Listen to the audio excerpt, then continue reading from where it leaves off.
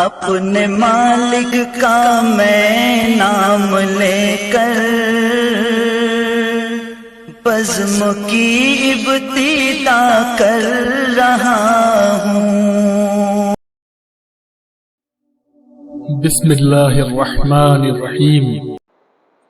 ان الحمد للہ نحمده ونستعینه ونستغفره ونعوذ باللہ من شرور انفسنا ومن سیئات اعمالنا من يهده الله فلا مضل له ومن يضلل فلا هادي له واشهد ان لا اله الا الله وحده لا شريك له واشهد ان محمدا عبده ورسوله اما بعد فان خير الحديث كتاب الله وخير الهدي هدي محمد صلى الله عليه وسلم وشر الامور محدثاتها وكل محدثة بدعة وكل بدعة ضلالة وكل ضلالة في النار۔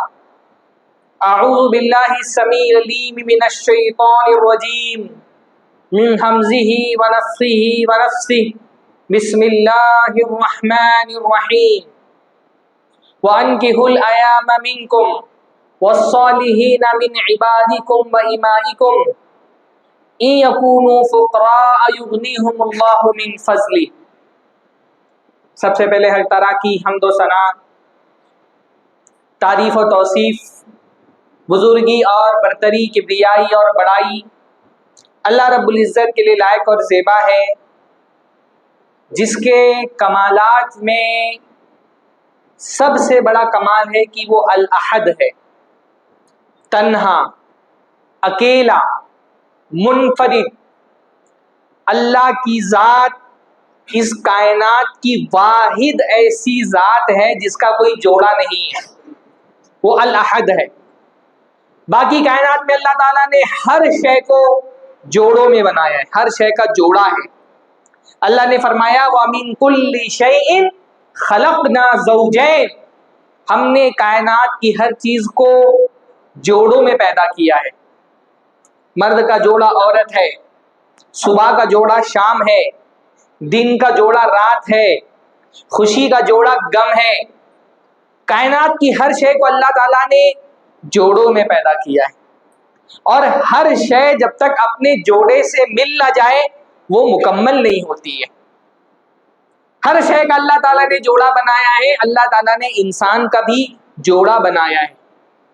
اللہ رب العالمین نے فرمایا وَمِنْ آیَاتِهِ أَنْ خَلَقَ لَكُم مِّنْ أَنفُسِكُمْ أَزْوَاجًا، اللہ تعالیٰ کی بے شمار نشانیوں میں سے اللہ تعالیٰ کی نشانی، اس کی قدرت کی گواہی، اس کا ایک بہت بڑا کرشمہ یہ بھی ہے کہ اس نے تم کو پیدا کیا اور تمہیں میں سے تمہارا جوڑا بھی پیدا کیا۔ تم کو اللہ تعالیٰ نے مرد بنایا، انسان بنایا، اور تمہارا جوڑا اللہ تعالیٰ نے کس کو بنایا؟ عورتوں کو بنایا۔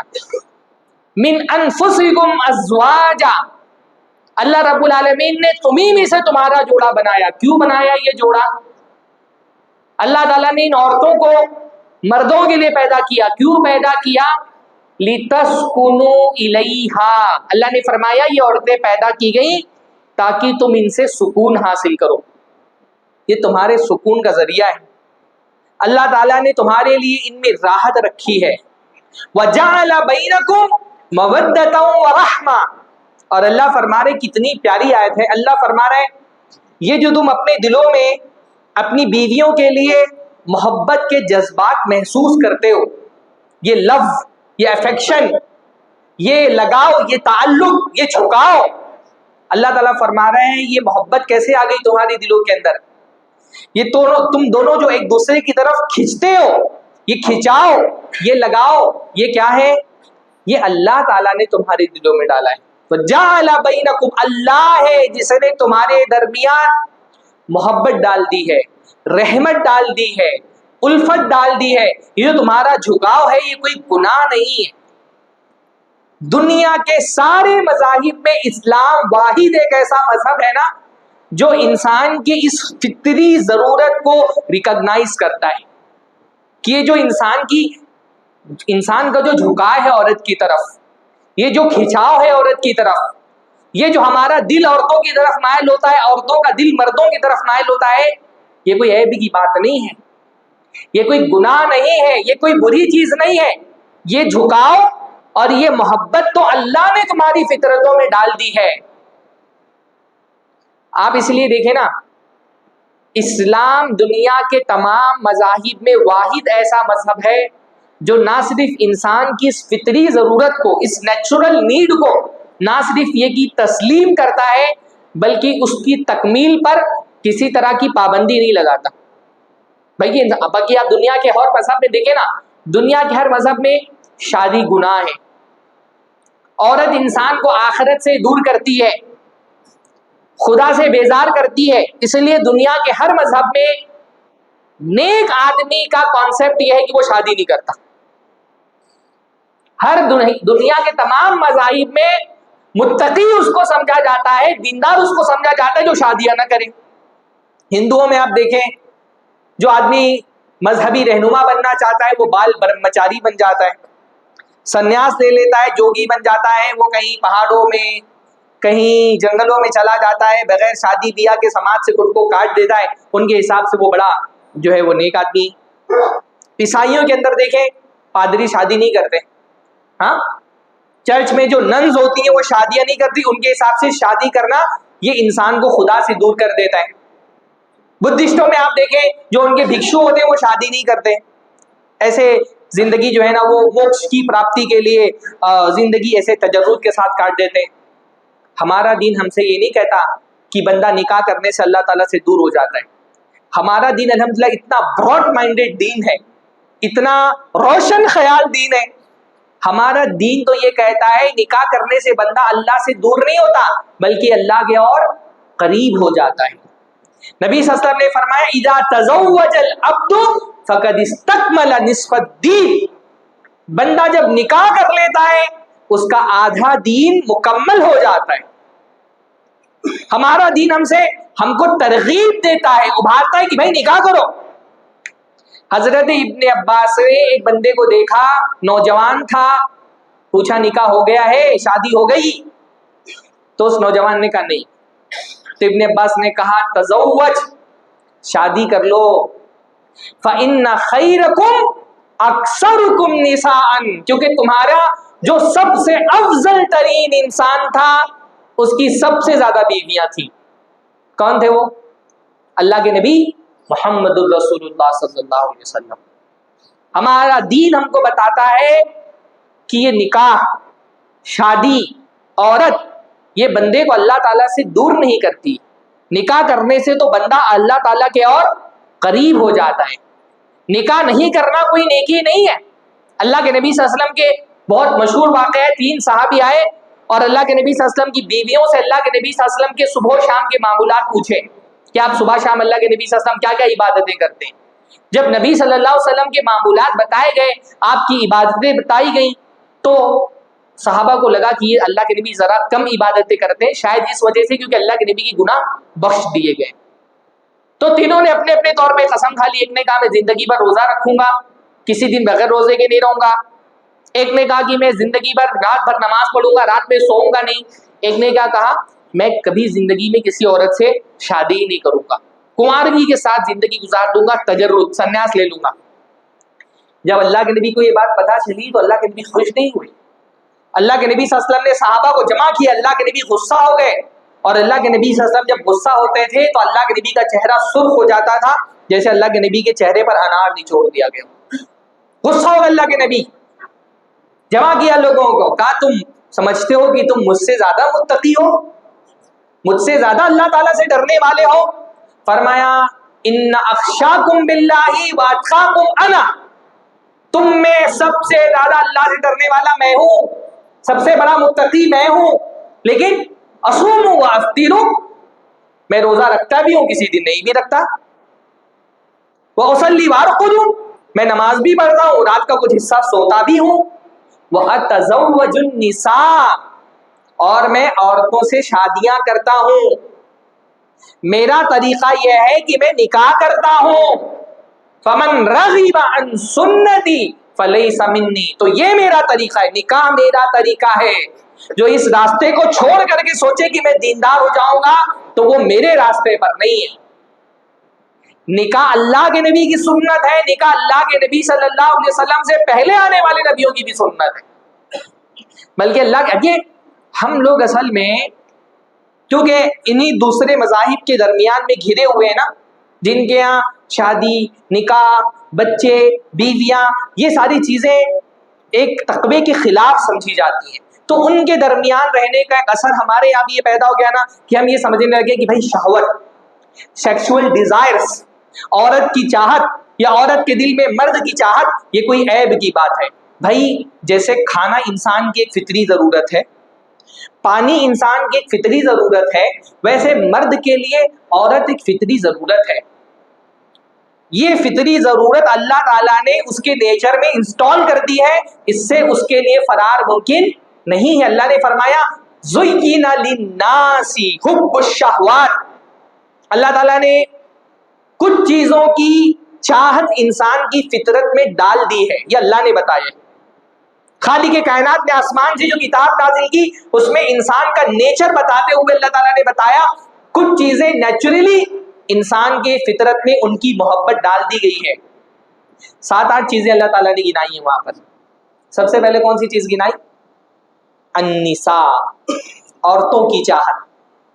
سب سے پہلی چیز مال کی چاہت، اچھے گھر کی چاہت، گھوڑے گاڑی کی چاہت، اچھی سواریوں کی چاہت، سونے چاندی کی چاہت، بہت ساری چیزیں گنائی ہیں. لیکن ساری چاہتوں میں، ساری محبتوں میں، ہر قسم کے ڈیزائرز میں سب سے پہلی ڈیزائر، انسان کی سب سے پہلی خواہش کیا بتائی گئی؟ عورت کی چاہت. مرد کے لیے خصوصی طور پہ، بلکہ خود اللہ کے نبی نے اپنے بارے میں فرمایا حبب الیہ من دنیاکم النساء والطیب. اللہ کے نبی نے فرمایا تمہاری دنیا میں سے، دنیا میری نہیں ہے، میں دنیا کا بندہ نہیں ہوں، میرے لیے آخرت پرائرٹی والی چیز ہے، دنیا تمہاری ہے، پر تمہاری دنیا میں سے 2 چیزیں میرے لیے محبوب بنا دی گئی ہیں. کون سی وہ 2 چیزیں بتائیے؟ پہلی عورت اور دوسری خوشبو. اللہ کے نبی نے فرمایا عورتیں اور خوشبو اللہ تعالیٰ نے میرے لیے محبوب بنا دی ہے. یہ کوئی عیب کی بات نہیں ہے، یہ انسان کی فطرت کا تقاضا ہے. الحمدللہ دنیا کے سارے مذاہب میں، سارے ادیان میں سب سے زیادہ نیچرل، انسان کی فطرت سے 100% موافق اگر کوئی دین ہے تو وہ کون سا دین ہے؟ وہ دین اسلام ہے. کیونکہ اس دین کا نازل کرنے والا بھی وہی ہے جس نے انسانوں کی فطرت بنائی ہے. جو اس فطرت کا خالق ہے وہی اس دین کا نازل کرنے والا بھی ہے. اس لیے جتنا انسان کی فطرت کے موافق اسلام ہے، دنیا کا اور کوئی مذہب نہیں.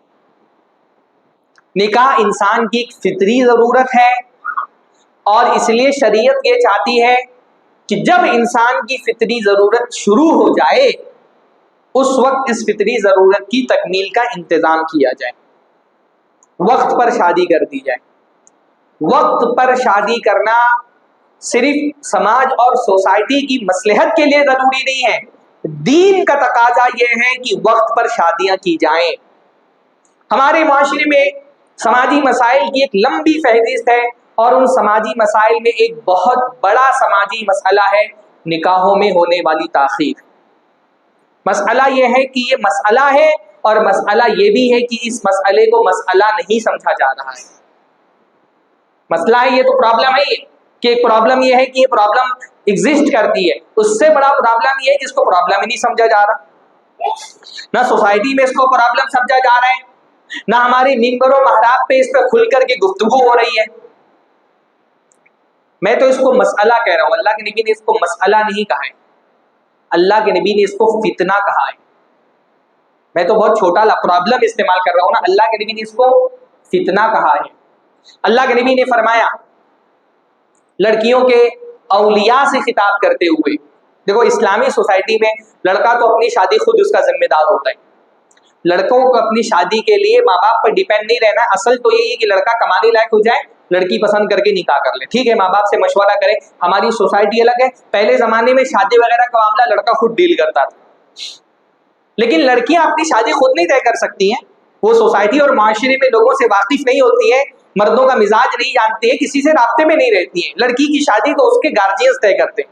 تو اللہ تعالیٰ نے جو لڑکیوں کے گارجین ہیں، باپ، اس کا بھائی، ان کو خطاب کرتے ہوئے فرمایا اذا اتاکم من ترضون دینہ وخلقہ فزوجوہ، اے لڑکیوں کے باپ، جب تمہارے پاس ایسے لڑکوں کے رشتے آئیں جن کے دین اور اخلاق سے تم راضی ہو، دیندار ہے لڑکا، با اخلاق ہے، ویسے تو اخلاق دین کے اندر شامل ہے، جب اللہ نے کہا دیندار ہے تو اس کا مطلب یہ نہیں کہ دیندار بے اخلاق بھی ہو سکتا ہے، لیکن جنرلی دین ذکر کرنے کے بعد اسپیشلی اخلاق کو ذکر کر دیا گیا، اس کو کہتے ہیں ذکر الخاص بعد العام، کہ دین دیکھو اور دین میں اسپیشلی کیا دیکھو، اخلاق دیکھو، کیونکہ رشتہ چلنے کے لیے اچھے اخلاق ہونا بہت ضروری ہے۔ فرمایا اگر ایسے لڑکوں کا رشتہ آ رہا ہے جن کے دین اور اخلاق سے تم راضی ہو، خوش ہو، اطمینان بخش ہے، فزوجوہ، تو اپنی بیٹیوں کی شادی کرا دو، بڑے ہائی اسٹینڈرڈ مت طے کرو، اونچے معیارات مت رکھو، وَإِلَّا تَفْعَلُوا، اگر ایسا نہیں کرو گے تو کیا ہوگا، تَكُنْ فِي الْأَرْضِ فِتْنَةٌ، زمین پر فتنہ پھیلے گا، فتنہ پھیلے گا۔ میں کہہ رہا ہوں یہ مسئلہ ہے، اللہ کے نبی نے کہا یہ فتنہ ہے، عمر ہو گئی لڑکیوں کی، گھر میں بٹھا کر کے رکھے، فتنہ ہے، اور صرف فتنہ نہیں کہا، فساد عریض، اللہ کے نبی نے فرمایا فساد پھیلے گا، کرپشن پھیلے گا، اور کرپشن بھی نہیں، فساد عریض، بہت بڑا فساد پھیلے گا۔ اللہ کے نبی صلی اللہ علیہ وسلم کی اس حدیث کو ہم اپنی آنکھوں سے دیکھ رہے ہیں، سب سے بڑا فتنہ تو زنا کا فتنہ ہے، اور ہم اپنی آنکھوں سے دیکھ رہے ہیں کہ زنا کا فتنہ معاشرے میں عام ہو چکا ہے، اس گندگی سے اب دیندار گھرانوں کی لڑکیاں بھی محفوظ نہیں ہیں، اور مسئلہ صرف زنا کے فتنے تک کے محدود نہیں رہا ہے، اب تو صورتحال یہ ہے کہ زیادہ عمر تک لڑکیوں کو بٹھانے کی وجہ سے، مناسب رشتے نہ ملنے کی وجہ سے، یا شادیوں میں تاخیر کی وجہ سے، بڑی تعداد میں مسلمان لڑکیاں کافر لڑکوں سے بھاگ کر کے شادیاں کر رہی ہیں۔ یہ فتنہ ہے، اس کو سمجھنے کی ضرورت ہے۔ ہمارا دین کہتا ہے ٹائم پر شادی کرو، ہاں، لڑکیوں کو تو لڑکیوں کے اولیاء سے کہا گیا کیونکہ لڑکی اپنی شادی خود نہیں کر سکتی، لڑکوں سے ڈائریکٹ اللہ نے خطاب کیا، فرمایا یا معشر الشباب من استطاع منکم الباءۃ فلیتزوج، اے نوجوانوں کی جماعت، جوان کس کو کہتے ہیں بھائی، بچہ تھا جب تک نکاح کی عمر نہیں ہوئی تھی، جیسے ہی بالغ ہو گیا، بالغ ہونے کا مطلب ہی کیا ہوتا ہے، بالغ کا ڈکشنری میں کیا معنی ہوتا ہے، بالغ کا مطلب ہوتا ہے پہنچ چکا، کہاں پہنچا ہے وہ نکاح کی عمر کو پہنچ گئے ہیں۔ مجھ سے نا لڑکے پوچھتے ہیں، ماں باپ پوچھتے ہیں بھائی نکاح کی مناسب عمر کیا ہے، میں ان سے کہتا ہوں دیکھو نکاح جو ہے نا وہ ہماری جسم کی ضرورت ہے، اور اللہ تعالیٰ نے ہمارا جسم ایسا بنایا ہے نا کہ اس کی جو ضرورتیں ہیں وہ کوئی باہر سے آ کر کے نہیں بتاتا، جسم خود انڈیکیٹ کر دیتا ہے جب اس کی کوئی ضرورت ہوتی ہے۔ تو اللہ تعالیٰ نے ہماری جسم کی پروگرامنگ ایسی کی ہے نا کہ اس کو جس چیز کی ضرورت ہوتی ہے یہ خود بتا دیتا ہے، باہر سے آ کر کے دیکھنا نہیں پڑتا۔ جسم کو جب کھانے کی ضرورت ہوتی ہے، قوت ختم ہو جاتی ہے، تو کیا کرتے ہیں آپ، بی پی نہیں چیک کرتے نا، آپ بلڈ میں شوگر لیول نہیں چیک کرتے، کیا کرتے ہیں، پیٹ میں مروڑ اٹھتا ہے، پیٹ دماغ تک سگنل پہنچا دیتا ہے جس کو ہم کہتے ہیں بھوک، بھوک کا پیغام پیٹ دماغ تک پہنچا دیتا ہے، پتا چل جاتا ہے کہ اب جسم کو کھانے کی ضرورت ہے۔ جسم کو پانی کی ضرورت ہوتی ہے تو کیا کرتے ہیں، بلڈ پریشر چیک کرتے ہیں، نہیں نا بھائی، پیاس لگتی ہے، گلا سوکھتا ہے، زبان سوکھتی ہے، سمجھ میں آ جاتا ہے کہ جسم میں پانی کا لیول کم ہو گیا ہے، تو پانی پینا چاہیے۔ ایسے ہی بیوی، شوہر، یہ انسان کی جسمانی ضرورت ہے، باہر سے کوئی آ کر کے نہیں طے کرے گا۔ ہمارا مسئلہ یہ ہو گیا ہے کہ ہم شادی کی عمر کیا ہے یہ اندر سے نہیں طے کر رہے، یہ باہر سے طے ہو رہا ہے۔ اس مادہ پرستی کے ماحول میں باہر سے طے کیا جا رہا ہے کہ شادی کی عمر کیا ہونی چاہیے۔ پہلے لوگ 15 16 17 سال کی عمر میں شادی کر لیتے تھے، اس مسجد میں بھی جو بزرگ ہوں گے ان سے آپ پوچھیں۔ پھر اس کے بعد تھوڑا سا ہمارے یہاں تعلیم کا رجحان بنا، مادہ پرستی کا غلبہ ہوا، یہ ہوا کہ بھائی 10th کرنے کے بعد شادی کرنی ہے، پھر ہوا 12th کے بعد شادی کریں گے، پھر یہ ہوا کہ گریجویشن کے بعد شادی کرتے ہیں، پھر یہ ہونے لگا کہ ارے بھائی اپنے اپنا خود کا کاروبار ہو جائے, خود کا گھر ہو جائے تب شادی کریں گے. بعض علاقوں میں ہو گیا کہ سرکاری نوکری مل جائے گی تب شادی کریں گے. ہاں, اوور آل کہا جاتا ہے بھائی لڑکا اپنے پیروں پہ کھڑا ہو جائے گا تب اس کی شادی کرائی جائے گی. آج ایسا دور آ گیا ہے کہ وہ پیروں پہ کھڑا کرتے کرتے اس کو اس عمر میں پہنچا دیتے جہاں اس کے گھٹنوں میں درد شروع ہو جاتا ہے. ہاں, میں کتنی نکاح پڑھانے جاتا ہوں, جب نکاح کی مجلس میں پہنچتا ہوں نا, پہچان میں نہیں آتا کہ اس میں دولہا کون ہے. ہاں, مطلب دولہے کو لڑکا, وہ مرد ہوتا ہے اس کو کہتے ہیں لڑکا ہی ہے. وہ مرد بن چکا ہے بیچارہ, 30 35 سال کی عمر میں شادیاں ہو رہی ہیں, پیٹ نکل چکا ہے, بال جھڑ چکے ہیں. کتنا بڑا ظلم ہے اس کے ساتھ میں, جو اس کی زندگی کا سب سے کریم دور تھا, جب اس کی جوانی اٹھان پر تھی, جب اس کی شہوتیں اٹھان پر تھی, تب اس کو ایسے ہی گزار دیا گیا. اس کی بیوی پر ظلم نہیں ہے, اس کی زندگی کا جو خوبصورت مرحلہ تھا, جب اس کے سر پہ بال تھے, اس کا پیٹ اندر تھا, اس کی بیوی نے تو زندگی کا سب سے خوبصورت مرحلہ اس کا دیکھا ہی نہیں. ہاں, بڑھاپے میں شادیاں ہو رہی ہیں, پہچان میں نہیں آتا ہے کہ یہ نوجوان اس کی شادی کے لیے, یہ آیا یہ دولہا ہے, اس کی شادی کے لیے ہم یہاں پہ بیٹھے ہوئے ہیں. نبی صلی اللہ علیہ وسلم نے بوڑھوں سے نہیں کہا شادی کر, بوڑھوں سے بھی کہا شادی کرنے کے لیے. پہلی شادی کرنے کے لیے کس سے کہا گیا؟ شاب, جوان, یا معاشر الشباب, اے نوجوانوں. نوجوان مطلب کیا ہوتا ہے؟ نو مطلب نیا, جوان یعنی ابھی بچہ نہیں رہ گیا. نا بچپنا جیسے ہی ختم ہوتا ہے ویسے آدمی نوجوانی شروع ہو جاتی ہے. فرمایا شادی کرو. من استطاع منکم الباءۃ فلیتزوج, تم میں سے جس کے اندر طاقت ہے وہ شادی کرے. فإنہ اغض للبصر واحسن للفرج, کیونکہ شادی سب سے زیادہ انسان کی نگاہ کو جھکانے والی چیز ہے. یعنی اور بھی چیزیں ہیں جن سے انسان کی نگاہیں جھک جاتی ہیں, اللہ کے ڈر سے بھی انسان نگاہیں جھکا لیتا ہے. اور بھی چیزیں ہیں احسن للفرج, جس سے انسان کی شرمگاہ محفوظ ہوتی ہے. اللہ کے ڈر سے بھی انسان اپنی شرمگاہ کی حفاظت کرتا ہے. معاشرے کے خوف سے بھی انسان اپنی نگاہوں کو جھکا لیتا ہے, اپنے شرمگاہ کی حفاظت کرتا ہے. حیا سے بھی اور شرافت کی وجہ سے بھی انسان اپنی نگاہوں کو جھکا لیتا ہے. پر سب سے مؤثر چیز, سب سے ایفیکٹو چیز جو انسان کو نگاہ جھکانے میں اور اپنی شرمگاہ کی حفاظت میں مدد کرتی ہے وہ کیا ہے؟ نکاح. اگر معاشرے سے زنا کے فتنے کو ختم کرنا ہے میرے بھائیوں, زنا صرف تقریروں سے ختم نہیں ہوگا. تقریروں کا اثر, آیتوں کا اثر, اللہ تعالیٰ کے عذاب کی وعیدوں کا اثر ان دلوں پر ہوتا ہے جن دلوں کے اندر تقویٰ ہے. پر ہمارا معاشرہ متقیوں کا معاشرہ نہیں ہے, یہ سمجھنے کی ضرورت ہے. نہیں سمجھ آ رہی ہے بات؟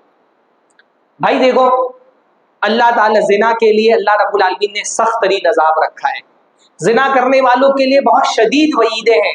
یہ وعیدیں سنائیں گے تو کس پر اثر پڑے گا؟ ایک نوجوان جو دیندار ہے, متقی ہے, اللہ تعالیٰ سے ڈرتا ہے, اس کے سامنے جب قرآن و سنت کی وعیدیں رکھی جائیں گی اور اس نے شادی نہیں کی پھر بھی اپنے جذبات کو کنٹرول کر لے گا اللہ تعالیٰ کے لیے, اللہ کے ڈر سے.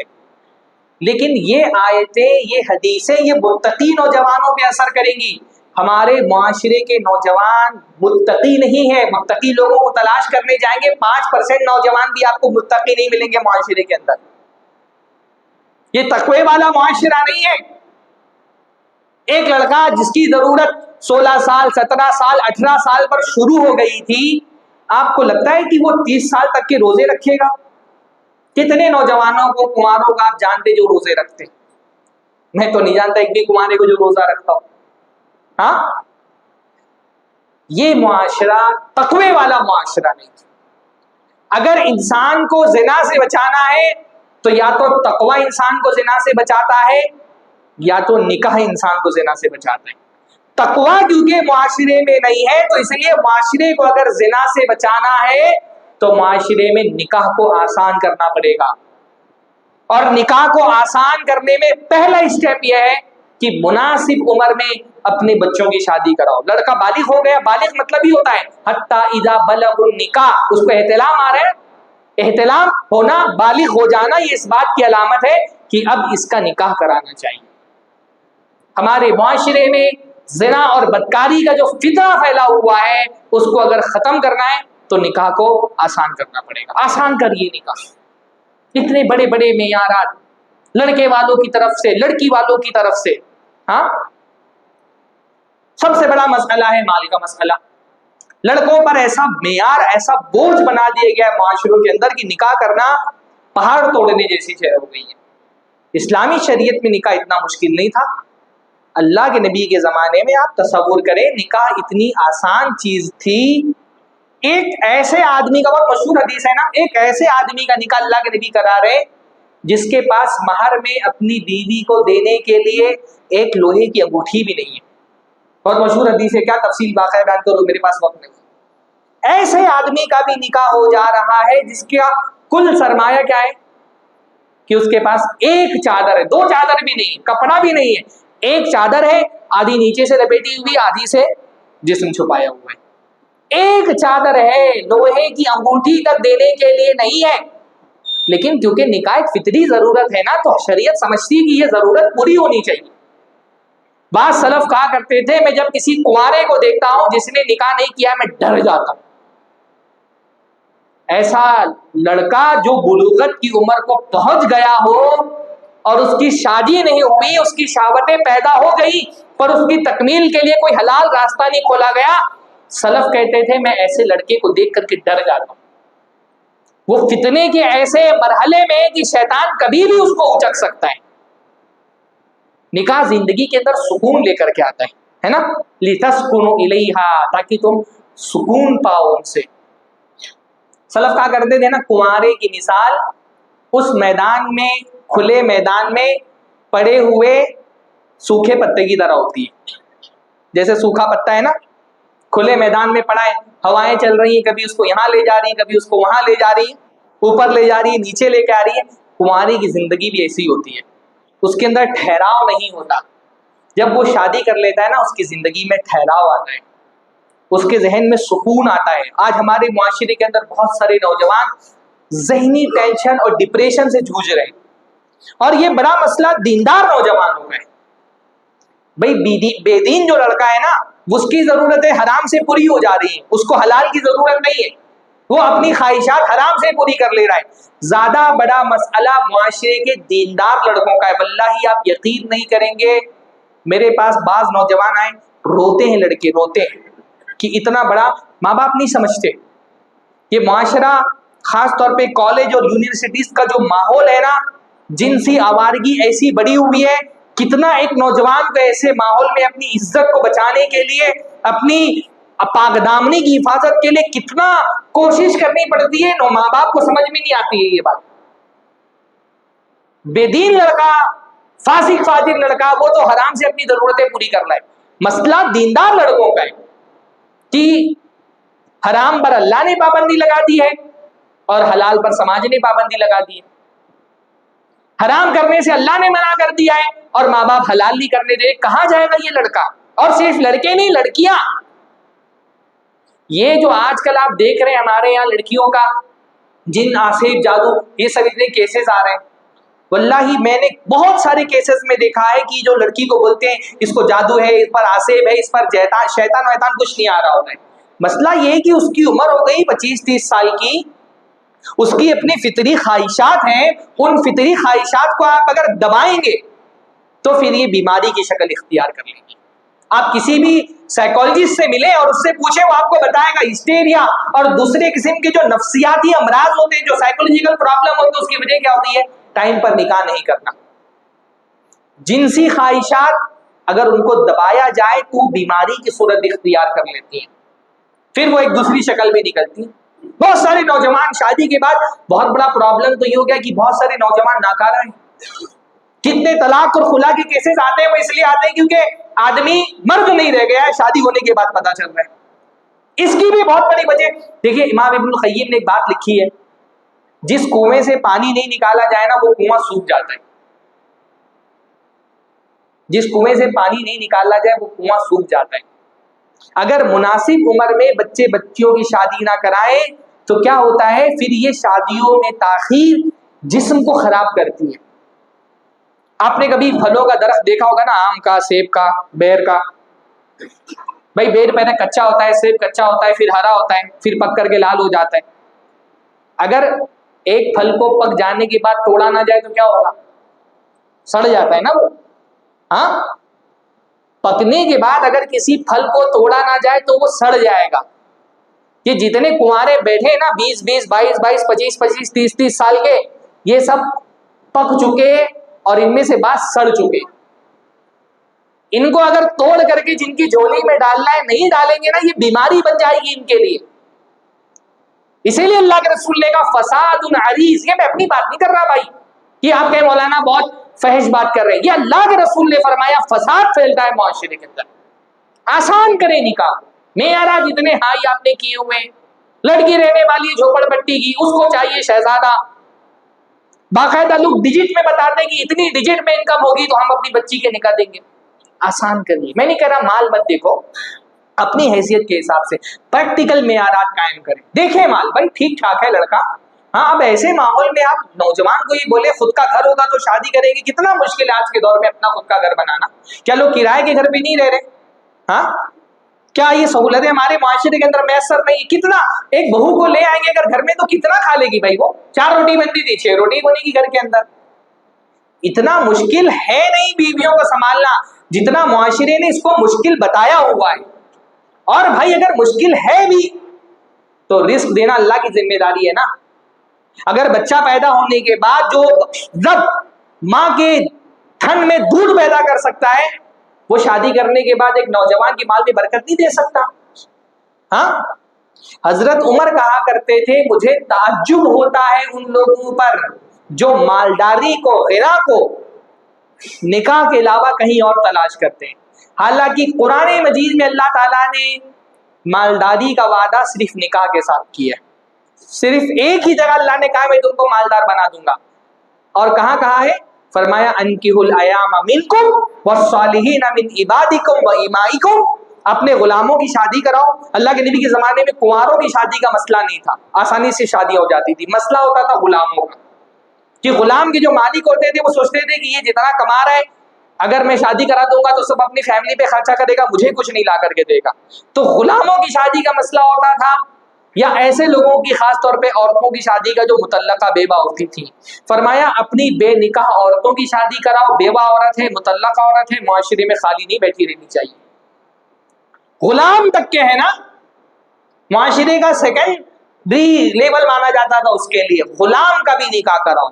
फरमाया इन यकूनु फुकरा युगनिहुमुल्लाहु मिन फज़ली। तुमको डर है कि वो फकीर है, अगर वो फकीर भी है तब भी उनका निकाह करा दो, अल्लाह अपने फजल से उनको गनी कर देगा। शादियां कराओ अपने लड़कों की अपनी। अल्लाह के नबी ने फरमाया सलासुन हक्कुन अलल्लाहि औनुहुम। 3 लोग हैं जिनकी मदद करना अल्लाह का हक है और अल्लाह अपना हक निभाता है। फरमाया 3 लोग हैं जिनकी मदद करना अल्लाह ताला का हक है। उनमें से कौन है? अन्नाके अल्लज़ी युरीदुल अफ़ाफ़। ऐसा निकाह करने वाला जो निकाह कर रहा है ताकि अपने आप को पाकदामन रख सके। अपने बच्चों पे रहम करो। वल्लाही मैं क्या समझाऊं, आपका बच्चा भूखा हो तो आपको फिक्र होती है ना कि इसके खाने का इंतजाम किया जाए। प्यासा है, तड़प रहा है तो आपको फिक्र होती है कि उसके पानी का इंतजाम किया जाए। जैसे खाना उसकी जरूरत है, जैसे पानी उसकी जरूरत है, वैसे निकाह उसकी फितरी जरूरत है।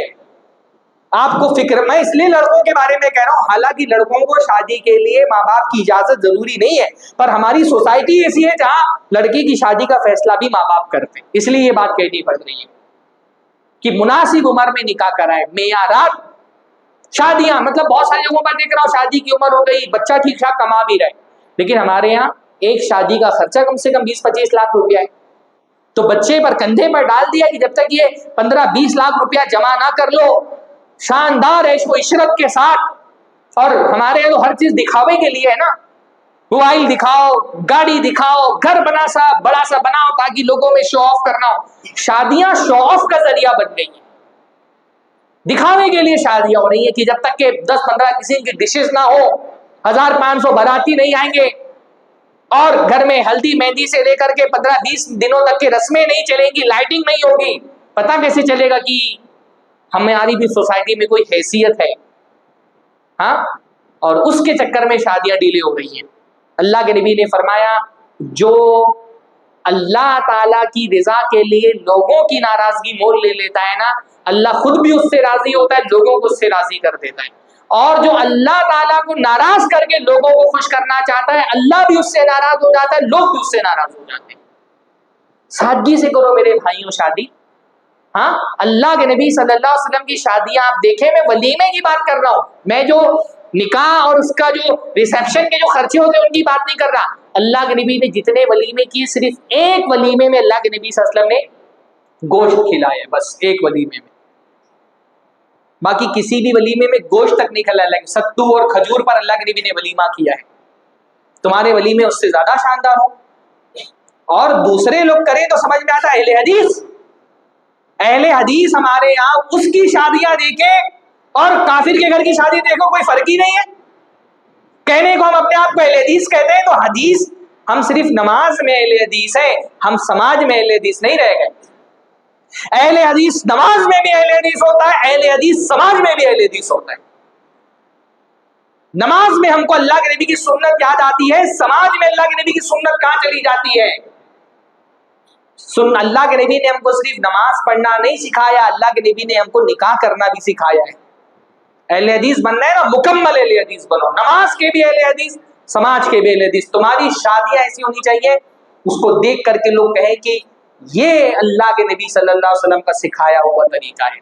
جیسے تمہاری نماز دیکھ کر کے لوگ کہتے ہیں نا کہ یہ نبی کی نماز ہے، ویسے تمہارا نکاح دیکھ کر کے لوگ کہیں کہ یہ ہے وہ طریقہ جس پر اللہ کے نبی نے سکھایا ہے کہ نکاح کیا جائے.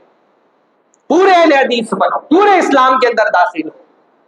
اللہ تعالیٰ ہم کو توفیق نصیب فرمائے.